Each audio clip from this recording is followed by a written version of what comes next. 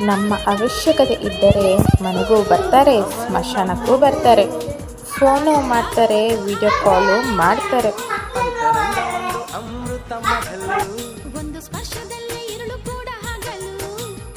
ಅದೇ ನಮ್ಮ ಅವಶ್ಯಕತೆ ಇಲ್ಲ ಅಂದರೆ ನಾವು ಸತ್ತಿದೇವೋ ಬದುಕಿದೇವೋ ಅಂತ ಕೇಳೋರು ಯಾರೂ ಇರಲ್ಲ.